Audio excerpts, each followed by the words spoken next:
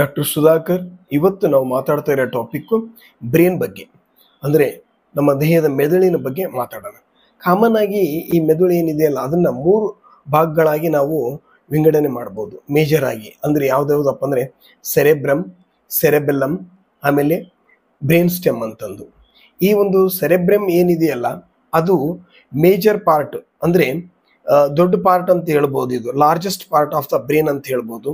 ಆಮೇಲೆ ಇದು ಈ ಲೆಫ್ಟ್ ಎಮಿಸ್ಪಿಯರು ಮತ್ತು ರೈಟ್ ಎಮಿಸ್ಪಿಯರಿಂದ ಆಗಿರುತ್ತೆ ಅಂತ ಹೇಳ್ಬೋದು.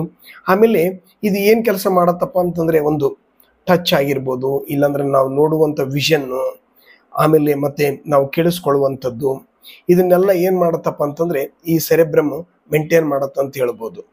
ಆಮೇಲೆ ಇದನ್ನ ನಾವು ಫರ್ದರ್ ಆಗಿ ಡಿವೈಡ್ ಮಾಡ್ಬೋದು. ಯಾವ ಥರಪ್ಪ ಅಂತಂತಂದರೆ, ಒಂದು ಫ್ರಾಂಟಲ್ ಲೋಬ್ ಅಂತ ಹೇಳ್ಬೋದು, parietal lobe, occipital lobe and temporal lobe ಅಂತ ಹೇಳ್ಬೋದು. ಆಮೇಲೆ ಈ ಸೆರೆಬೆಲ್ಲಮ್ ಏನಿದೆಯಲ್ಲ, ಮೇಜರ್ ಪಾರ್ಟ್ ಇತ್ತಲ್ಲ, ಆ ಸೆರೆಬೆಲ್ಲಮ್ಗೆ ಏನಿದೆಯಲ್ಲ ಅದು ಎಲ್ಲಿರುತ್ತಪ್ಪ ಅಂದರೆ ಜಸ್ಟ್ ಅಂಡರ್ ದ ಸೆರೆಬ್ರಮ್ ಅಲ್ಲಿರುತ್ತೆ. ಆಮೇಲೆ ಇದ್ರ ಮೇನ್ ಫಂಕ್ಷನ್ ಏನಪ್ಪ ಅಂತಂದರೆ ಒಂದು ಕೋಆರ್ಡಿನೇಷನ್ ಅಂತ ಹೇಳ್ಬೋದು. ಅಂದರೆ ಮಸಲ್ ಮೂಮೆಂಟ್ಸು, ಆಮೇಲೆ ಅದೇ ಥರನ ಮೇಂಟೆನೆನ್ಸ್, ಬ್ಯಾಲೆನ್ಸು, ಪೋಶ್ಚರು ಈ ಒಂದು ಸೆರೆಬೆಲ್ಲಮ್ ಮಾಡತ್ತಂತ ಹೇಳ್ಬೋದು. ಆಮೇಲೆ ಅದ್ರ ಜೊತೆಗೆ ಈ ಬ್ರೇನ್ ಸ್ಟೆಮ್ ಯಾವ ಥರ ಇರುತ್ತಪ್ಪ ಅಂತಂದರೆ, ಇದು ಒಂದು ಯಾವ ಥರ ಇರುತ್ತಂದರೆ ಈ ಸೆರೆಬ್ರೆಮ್ಮು, ಸೆರೆಬೆಲ್ಲಮ್ಮು ಮತ್ತು ಒಂದು ಸ್ಪೈನಲ್ ಕಾರ್ಡಿಗೆ ಒಂದು ಲಿಂಕ್ ಇರುತ್ತಂತ ಹೇಳ್ಬೋದು. ಆ ಥರ ಒಂದು ಲಿಂಕ್ ಮಾಡುವಂಥ ಫಂಕ್ಷನ್ನು ಈ ಬ್ರೇನ್ ಸ್ಟೆಮ್ ಅಂತ ಮಾಡತ್ತಂತ ಹೇಳ್ಬೋದು.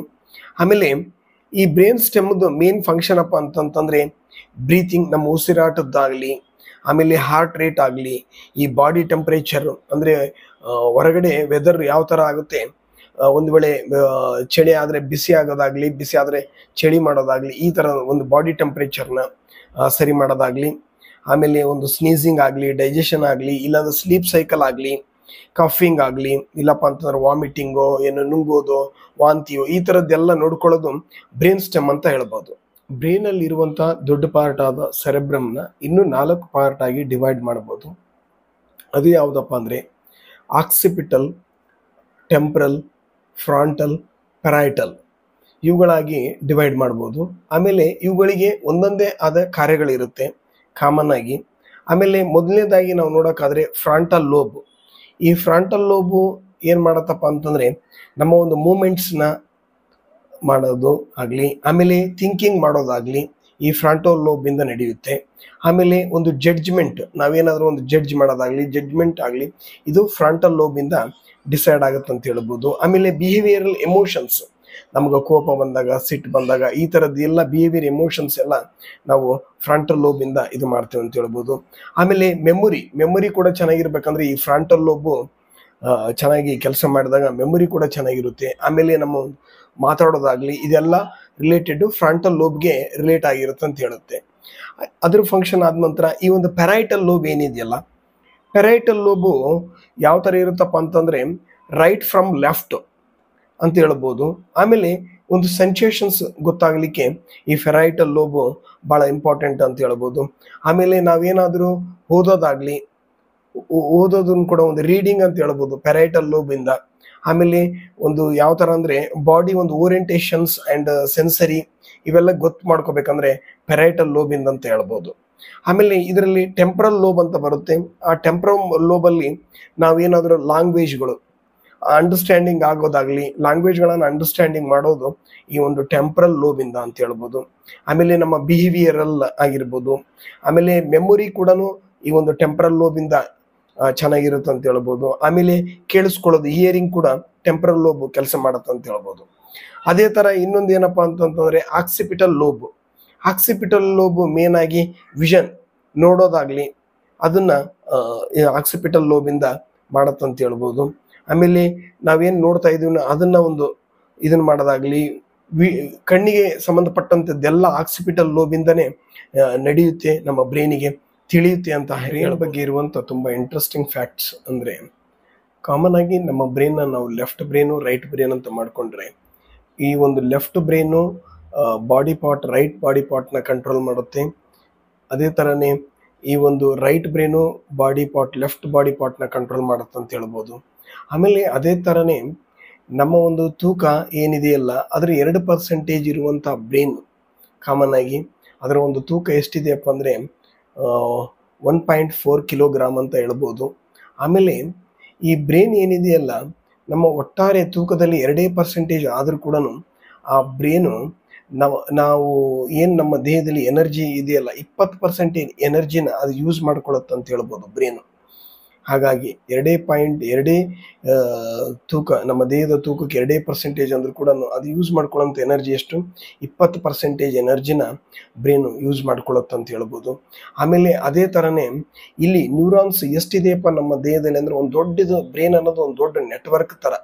ಅದು 86 ಬಿಲಿಯನ್ ನ್ಯೂರಾನ್ಸ್ ಇದೆ ನಮ್ಮ ಬ್ರೇನಲ್ಲಿ ಅಂತ ಹೇಳ್ಬೋದು. ಆಮೇಲೆ ಅದೇ ಥರನೇ ನಮ್ಮ ಬ್ರೇನಿಗೆ ಪೇನ್ ಗೊತ್ತಾಗಲ್ಲ, ಯಾಕಂದರೆ ಪೇನ್ ರಿಸೆಪ್ಟರ್ಸು ಬ್ರೇನ್ಗೆ ಇರಲ್ಲ.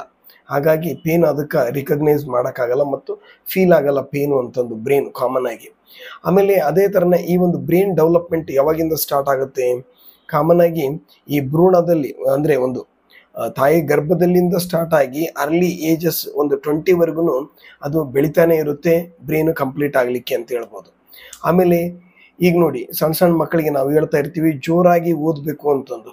ಅವರು ಜೋರಾಗಿ ಯಾವಾಗ ಓದ್ತಾರ ಅವಾಗ ಏನಾಗುತ್ತಪ್ಪ ಅಂತಂದರೆ ಆ ಒಂದು ಬ್ರೇನ್ ಡೆವಲಪ್ಮೆಂಟಿಗೆ ಇದೊಂದು ಬೂಸ್ಟಿಂಗ್ ಎಫೆಕ್ಟ್ ಆಗುತ್ತೆ. ಆಮೇಲೆ ಈ ಒಂದು ಅವ್ರದ್ದು ಒಂದು ಲ್ಯಾಂಗ್ವೇಜ್ ಸ್ಕಿಲ್ ಆಗಿರ್ಬೋದು, ಆಮೇಲೆ ಇಲ್ಲಾಂದರೆ ಒಂದು ಬ್ರೇನ್ ಫಂಕ್ಷನ್ಗೆ ಒಂದು ಚೆನ್ನಾಗಿರುತ್ತೆ ಅಂತ ಹೇಳ್ಬೋದು. ಹಾಗಾಗಿ ಜೋರಾಗಿ ಓದೋದು ಕೂಡ ಈ ಮಕ್ಕಳಿಗೆ ತುಂಬ ಇಂಪಾರ್ಟೆಂಟ್ ಅಂತ ಹೇಳ್ಬೋದು. ಬ್ರೇನನ್ನು ನಾವು ಲೆಫ್ಟ್ ಬ್ರೇನು ಮತ್ತು ರೈಟ್ ಬ್ರೇನ್ ಅಂತ ಡಿವೈಡ್ ಮಾಡಿದಾಗ ಅದರಲ್ಲಿ ಕಾಮನ್ ಆಗಿ ಈ ಲೆಫ್ಟ್ ಬ್ರೇನ್ ಯಾವ ಥರ ಇರುತ್ತಪ್ಪ ಅಂದರೆ ಅದು ಒಂದು ಜ್ಞಾನದ ಒಂದು ಸ್ಕಿಲ್ ಅಂತ ಹೇಳ್ಬೋದು. ಅಂದರೆ ಒಂದು ಭಾಷೆಯ ಸ್ಕಿಲ್ ಬೆಳೆಸ್ಕೊಳ್ಳೋಕ್ಕೆ ಲೆಫ್ಟ್ ಬ್ರೇನ್ ಇಂಪಾರ್ಟೆಂಟು. ಹಾಗೆ ನಂಬರ್ ಸ್ಕಿಲ್ ಆಗಿರ್ಬೋದು ಅದನ್ನು ಬೆಳೆಸ್ಕೊಳ್ಳೋದಾಗಲಿ, ಆಮೇಲೆ ಈ ಕಂಪ್ಯೂಟರ್ ಸ್ಕಿಲ್ಸ್ ಎಲ್ಲ ಒಂದು ಲೆಫ್ಟ್ ಬ್ರೇನಲ್ಲಿ ಇರುತ್ತೆ ಅಂತ ಹೇಳ್ಬೋದು. ಆಮೇಲೆ ಒಂದು ರೀಸನಿಂಗು ಲಾಜಿಕ್ಕು ಈ ಲೆಫ್ಟ್ ಬ್ರೇನಲ್ಲೇ ಕೆಲಸ ಮಾಡುತ್ತೆ ಅಂತ ಹೇಳ್ಬೋದು. ಆಮೇಲೆ ಲೀನಿಯರ್ ಥಿಂಕರ್ ಕೂಡ ಲೆಫ್ಟ್ ಬ್ರೇನೇ ಆಗಿರ್ತಾರೆ ಅಂತ ಹೇಳ್ಬೋದು. ಆಮೇಲೆ ಈ ರೈಟ್ ಬ್ರೇನ್ ಫಂಕ್ಷನ್ಸ್ ಯಾವ ಥರ ಇದೆಯಪ್ಪ ಅಂತಂದರೆ ಅದು ಒಂದು ಎಮೋಷನ್ ತೋರಿಸೋದಾಗಲಿ, ಇಲ್ಲಾಂದರೆ ಇಮ್ಯಾಜಿನೇಷನ್ ದೊಡ್ಡದಾಗಿ ಇಮ್ಯಾಜಿನೇಷನ್ ಮಾಡ್ಕೊಳ್ಳೋದಾಗಲಿ, ಇದು ಒಂದು ರೈಟ್ ಬ್ರೇನ್ ಅಂತ ಹೇಳ್ಬೋದು. ಆಮೇಲೆ ಇದರಲ್ಲಿ ಮ್ಯೂಸಿಕ್ಕು ಹಾರ್ಟು ಅಪ್ರಿಷಿಯೇಷನ್ ಇರುತ್ತೆ. ಆಮೇಲೆ ಇನ್ಫಾರ್ಮೇಷನ್ ಆರ್ಗನೈಜೇಷನ್ ಮಾಡ್ಕೊಳ್ಳೋದು ಇರುತ್ತೆ. ಆಮೇಲೆ ಅಬ್ಸ್ಟ್ರಾಕ್ಟ್ ಥಿಂಕಿಂಗ್ ಅಂತಲೂ ಇರುತ್ತೆ ಅಂತ ಹೇಳ್ಬೋದು. ಆಮೇಲೆ ಅದ್ರ ಜೊತೆಗೆ ಈ ಲೆಫ್ಟ್ ಬ್ರೇನು ಮತ್ತು ರೈಟ್ ಬ್ರೇನು ಯಾವುದು ಈ ಜಾಸ್ತಿ ಕೆಲಸ ಮಾಡುತ್ತೆ ಅಂತಂದ್ರೆ ಒಬ್ಬೊಬ್ಬರಿಗೆ ಒಂದೊಂದು ಜಾಸ್ತಿ ಕೆಲಸ ಮಾಡ್ತಿರುತ್ತೆ. ಹಾಗಾಗಿ ಲೆಫ್ಟ್ ಬ್ರೇನ್ ಜಾಸ್ತಿ ಕೆಲಸ ಮಾಡೋರು ಯಾವ ಥರ ಇರ್ತಾರಪ್ಪ ಅಂದರೆ ಅವ್ರು ಯಾವ ಥರ ಅಂದರೆ ಡೈಲಿ ಟಾಸ್ಕ್ ತೊಗೊಳಕ್ಕೆ ಇಷ್ಟಪಡ್ತಾ ಇರ್ತಾರೆ.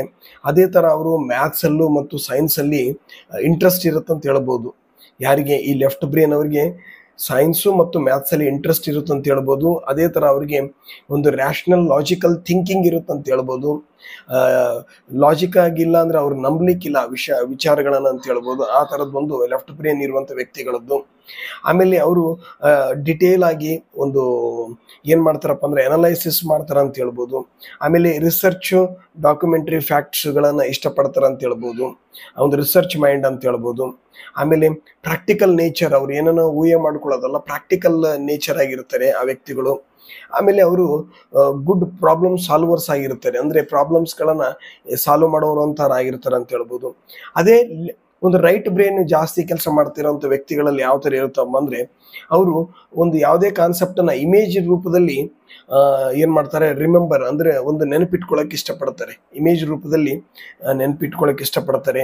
ಆಮೇಲೆ ಅವರು ಕ್ರಿಯೇಟಿವಿಟಿ ಸ್ಕಿಲ್ಸು ಜಾಸ್ತಿ ಇರುತ್ತೆ ರೈಟ್ ಬ್ರೇನ್ ಅವರಿಗೆ. ಅದೇ ಥರ ಮ್ಯೂಸಿಕ್ ಇರ್ಬೋದು, ಇಲ್ಲಪ್ಪ ಅಂದರೆ ಡ್ರಾಯಿಂಗ್ ಇರ್ಬೋದು, ಈ ಥರದ್ದೆಲ್ಲ ಮಾಡ್ತಾ ಇರ್ತಾರೆ ಅನ್ಬೋದು. ಆಮೇಲೆ ಸ್ಪಾಂಟೇನಿಯಸ್ಲಿ ಒಂದು ಎಮೋಷ್ನಲ್ ಆಗಿರ್ತಾರೆ ಅವರು, ಎಮೋಷನ್ ಪರ್ಸನ್ ಅಂತ ಹೇಳ್ಬೋದು. ಆಮೇಲೆ ಒಂದು ಫಿಲಾಸಫಿ ಆ್ಯಂಡ್ ಒಂದು ಇದು ಫಿಲಾಸಫಿ ಪರ್ಸನ್ ಆಗಿರ್ತಾರೆ ಅನ್ಬೋದು. ಆಮೇಲೆ ಇವ್ರು ಏನಂದ್ರೆ ಇಮ್ಯಾಜಿನೇಷನು, ಡೇ ಡ್ರೀಮಿಂಗು ತುಂಬ ಇರುತ್ತೆ ಅಂತ ಹೇಳ್ಬೋದು ರೈಟ್ ಬ್ರೇನ್ ಅವರಿಗೆ.